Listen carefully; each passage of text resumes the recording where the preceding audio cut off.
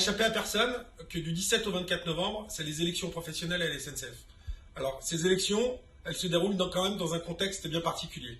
On sort d'une crise Covid, on est en plein dans une crise inflationniste avec des impacts forts sur la rémunération des cheminots et sur les années qui viennent, on va vivre les premiers appels d'offres avec potentiellement les premiers transferts de cheminots vers les entreprises ferroviaires privées ou les filiales. Dans ce contexte, à Sudrail, on a travaillé et on est en mesure, nous, de présenter un bilan. Sur le Covid, où on a été en pointe sur les mesures sanitaires, sur les compensations liées à la mise en place obligatoire du chômage partiel dans le pays.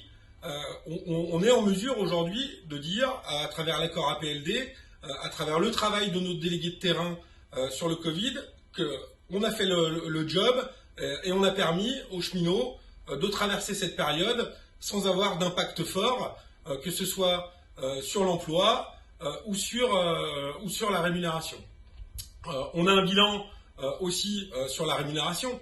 On a été à la pointe des luttes, des revendications, des luttes qui ont commencé avec la grève de Ouigo en juin 2021, enchaînées avec l'axe Atlantique, l'axe TGV Sud-Est, avant de venir sur les grandes journées nationales de revendications et de grève sur la question des salaires. Sudrail a toujours été là et sera toujours là pour faire avancer des revendications en somme uniforme. Pour aussi sur le bilan, on a l'accord classification qui, n'en déplaise à certains, amène aujourd'hui des vraies avancées, notamment pour les contractuels, à qui on a donné un socle commun, à qui on a donné des références avec des vraies possibilités, donc pour les nouveaux embauchés et pour les contractuels, de déroulement. Et aujourd'hui, dans un contexte, qu'on le veuille ou non, d'éclatement de l'entreprise, une vraie possibilité d'avoir un déroulement de carrière préservé à travers ça.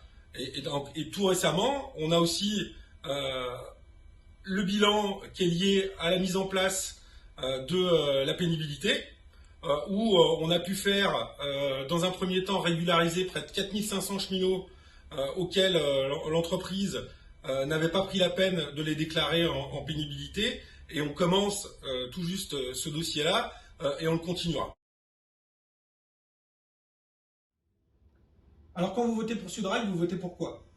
Vous votez pas pour un dogme politique. Alors c'est vrai qu'on a une boussole politique, mais on n'a pas de dogme. Quand vous votez pour Sudrail, ça veut dire que vous votez pour des revendications qui ont été construites par les cheminots au niveau du terrain pour les cheminots. Les revendications salariales en somme uniforme, parce que vous aurez bien compris, enfin tout le monde aura bien compris que 3% de 6 000 ou 7 000 euros, c'est pas égal à 3% de 1500 euros. C'est pour ça que nous, on réclame une augmentation salariale de 400 euros par cheminot. On réclame un vrai 13e mois pour tous, parce que nous, dans nos revendications, on ne laisse pas de côté ni les contractuels, ni les nouveaux embauchés qui n'ont aujourd'hui pas de PFA. Notre revendication, c'est la prévoyance pour tous. La prévoyance pour tous, ça veut dire la mise en place d'un accord de prévoyance au niveau de l'entreprise et au niveau de la branche qui permettra à chaque travailleur du rail de pouvoir bénéficier d'une mutuelle qui serait prise en charge à minimum de 50% pour l'ensemble des cheminots. Voilà, on a aujourd'hui des revendications concrètes de terrain travaillées par les cheminots, pour les cheminots. Nous n'avons pas de revendications qui sont aujourd'hui dictées par un secrétaire général ou une confédération.